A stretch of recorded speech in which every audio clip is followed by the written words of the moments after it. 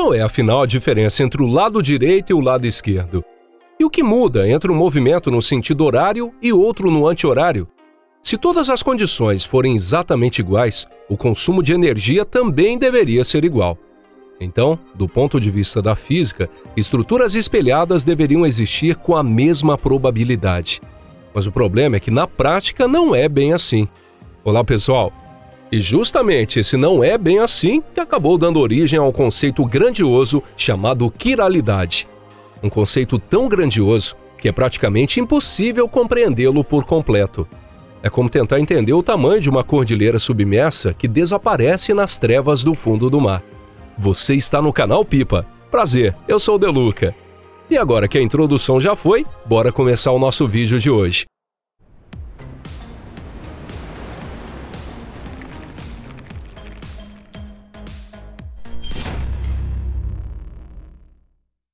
O que é a quiralidade? Vamos começar com a definição. Afinal, o que exatamente significa quiralidade? Segundo a definição do Wikipedia, é a ausência de simetria especular. Quando a imagem de um objeto num espelho plano perfeito é diferente do objeto original, dizemos que esse objeto possui quiralidade. À primeira vista parece algo simples, fácil de explicar usando só os dedos da mão.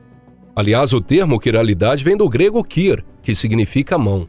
E claro, se falamos em mão, não dá para deixar os dedos de fora.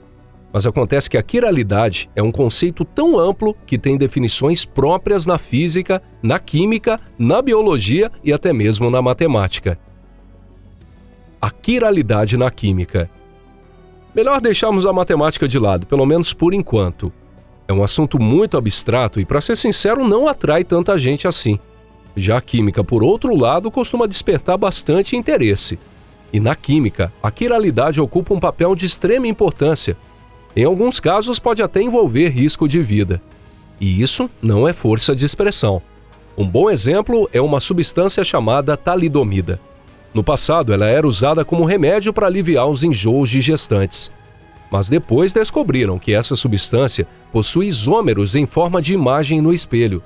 E mais, a talidomida se transforma nesses isômeros dentro do próprio corpo. Talvez você esteja se perguntando, mas qual é a diferença? A fórmula química é exatamente a mesma. Só que um dos isômeros da talidomida causava malformações nos embriões. Como resultado, cerca de 10.000 crianças no mundo inteiro nasceram com deformações nos membros, órgãos internos e outras anomalias congênitas. Em países como Alemanha, Reino Unido, Austrália, Canadá e outros, o remédio era vendido sem receita médica, o que agravou ainda mais o problema.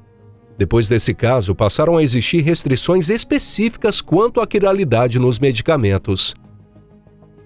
A quiralidade no mundo natural. Mas a quiralidade, claro, não se limita apenas à química.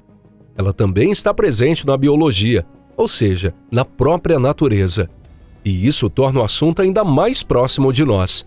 Afinal, nós humanos, com esse nome imponente de Homo sapiens, também fazemos parte do reino dos seres vivos. Ao que tudo indica, ao longo de bilhões de anos de evolução, a natureza acabou fazendo uma escolha. Ela optou por usar apenas um dos dois tipos de moléculas espelhadas possíveis em todos os seres vivos. As proteínas dos organismos vivos são formadas exclusivamente por aminoácidos com mão esquerda, enquanto os açúcares que compõem o DNA são do tipo mão direita. Mas por que será que isso acontece? Essa continua sendo uma das grandes incógnitas da bioquímica. Porque mesmo que na natureza os dois tipos de moléculas possam ser formados, os sistemas biológicos escolhem apenas um dos lados. E isso mesmo que se diga que em condições naturais, ambos os tipos de moléculas possam ser sintetizados. Por exemplo, se você sintetizar aminoácidos em laboratório, vai obter metade com mão esquerda e metade com mão direita. Isso foi comprovado no famoso experimento de Urey Miller. E o mesmo vale para os açúcares. Se você observar, o padrão será exatamente o mesmo, 50 por 50. Mas assim que o assunto sai da química orgânica e entra na bioquímica orgânica, esse equilíbrio parece ser imediatamente barrado, como se alguém tivesse imposto um veto. Pode parecer irrelevante se o DNA tem uma torção no sentido horário ou anti-horário, mas a verdade é que simplesmente temos que aceitar que é assim. Dá até vontade de acreditar que o Criador achou mais fácil moldar a vida com a mão direita. Hipótese sobre a origem. Falando sério, não existe nenhuma explicação para isso, nem mesmo hipóteses minimamente confiáveis. Alguns cientistas sugerem que a causa pode estar no próprio universo. A luz polarizada emitida por estrelas e supernovas talvez tenha destruído as moléculas canhotas e favorecido a permanência das destras. Mas aí surge a pergunta: por que algo assim aconteceria? O que há de errado com as moléculas com giro à esquerda? Além disso, não existe nenhuma evidência experimental confiável de que a luz realmente possa interagir com as moléculas de forma tão seletiva, dependendo da orientação delas. A segunda hipótese é chamada de congelamento por acaso. Talvez a estrutura destra do DNA tenha sido escolhida por pura sorte. Pode ser que no início da vida existissem tanto seres vivos canhotos quanto destros. Mas no fim, o modelo destro se tornou mais eficiente e acabou suprimindo os concorrentes. Ainda assim, por que os destros foram favorecidos? Essa parte continua sendo um mistério. Vale lembrar que os cientistas conseguiram criar uma versão espelhada do DNA. Nesse DNA espelhado, todos os açúcares são do tipo L-desoxirribose e não usual D-desoxirribose. Esse DNA com giro à esquerda até poderia existir em alguma outra forma de vida, mas dentro da nossa bioquímica celular, ele simplesmente não é reconhecido. Normalmente, quando uma molécula entra numa célula, enzimas específicas interagem com ela, cortam, sintetizam ou replicam. Mas no caso do DNA canhoto, essas enzimas não conseguem reconhecê-lo, e por isso, nenhuma dessas interações acontece. Pelo visto, a vida tomou um caminho desde o início, e nunca houve espaço para que uma outra forma se estabelecesse. E talvez a explicação por trás disso seja bem mais profunda e com um alcance muito maior do que a ideia romântica da luz das estrelas. Até porque dizer que tudo não passou de acaso pode soar quase irresponsável, dependendo da perspectiva do Criador. Essa hipótese se baseia em algo ainda mais universal do que a própria vida. E por isso chegou a hora de trazer à cena o mundo microscópico, que está na base de tudo. Atualmente conhecemos 4 interações fundamentais: a gravidade, o eletromagnetismo, a força forte e a força fraca. E entre elas é a força fraca que nos interessa aqui. Essa é a interação que está por trás do decaimento beta, quando um nêutron se transforma em próton, elétron e um antineutrino. Descobriu-se que a força fraca interage preferencialmente com partículas com giro à esquerda. Em outras palavras, apenas as partículas quirais canhotas participam do decaimento beta.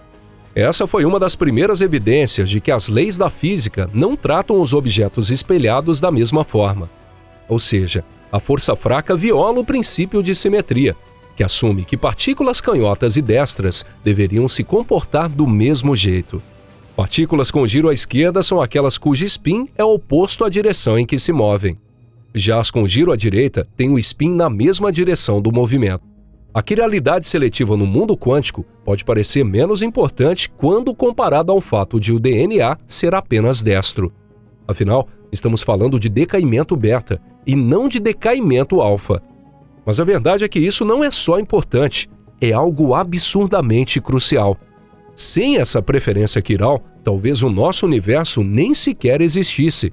O universo opera com base em leis fundamentais.